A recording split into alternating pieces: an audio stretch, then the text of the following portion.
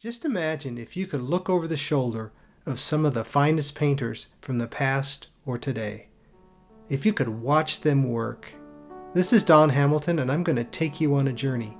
We're going to take some of their seminal works and we're going to break it down. I'm going to talk to you about why I believe it works as a painting. Now, of course, this is my opinion, but over 30 years of experience in painting has taught me a lot, and I'd like to share this with you. So please join me as we explore masterpieces from yesterday and today.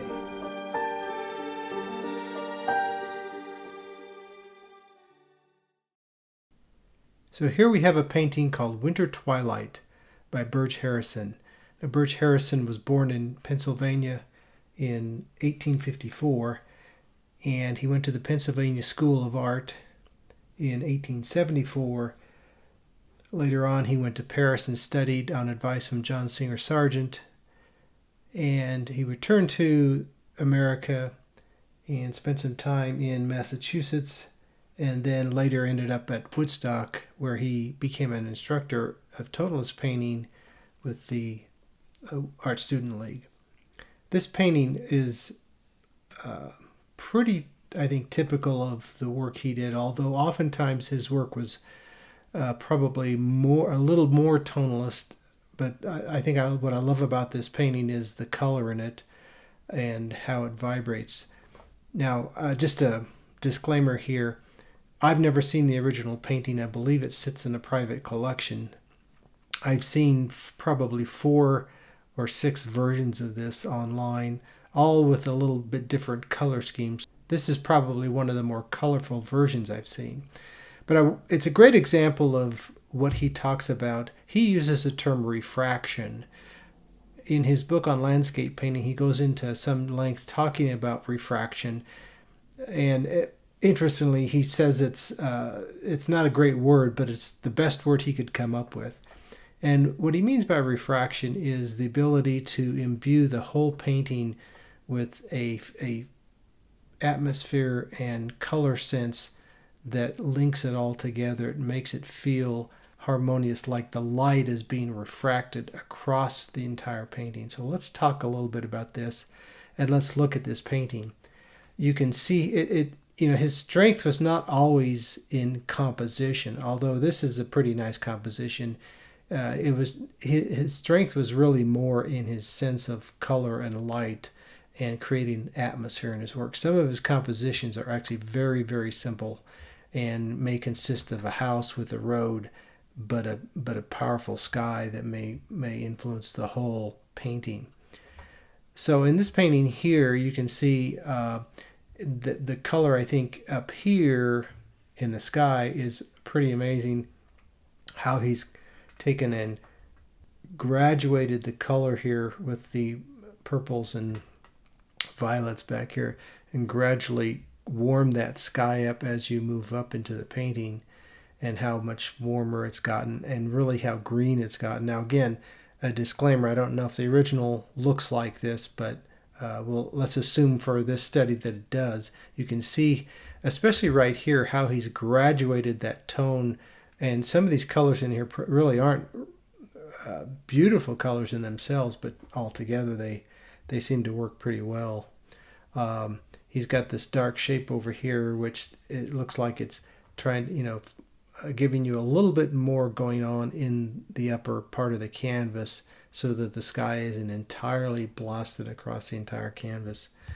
Let me erase some of these lines here so we can move forward. What I really like here is when the light comes across this picture plane here, look how warm that is. That snow there, he's got some pretty warm colors in there, and with these purple shadows here, the warmth around the shadows really create a great sense of light. And you can see this picture playing down below. This plane here he's got some nice vibration in the color where he moves from purples. He's got some greens in over here where it vibrates very well, but it's all within a relatively singular value so that it feels like shadow. It feels like it's all one piece. And that's important for painters to understand and remember that if you broke that up with too many values, too many different values of purples and greens, where they were, some were higher key and lower key, you would lose that total sense of shadow. So that space right there is quite controlled in terms of value. There's not a lot of variation in value. Obviously, he's got these darks right here, and he's got some slightly higher values here, but overall it's not nearly like it is right up here on the house, where you've got not only a value shift, but you've also got a temperature shift. If you look at this snow right here on the roof of the house, it's really quite warm, and contrasting it against the shadow being cast across the roof, there's quite a difference there. Now, the shadow isn't real dark. It's got some light bouncing in it, but overall, it's the color temperature change that really creates that vibration. And that's the same thing that happened over here on the hillside, not quite as dramatic. So that in itself helps to keep your eye here. You've got this, even though you've got probably some of the stronger edges here in the house, which draws your eye to it, this edge right here is quite soft, softer than it could be. And back over here, you can see how, again, it kind of gets lost in the atmosphere, so that there's not a lot of value shifts here either. They're pretty subtle, and that helps to keep your eye right here, where you've got the warmth of the white snow or yellow. It's really yellow. You've got the warmth of the roof against the cool background purples, and you've got the strongest drawing elements here.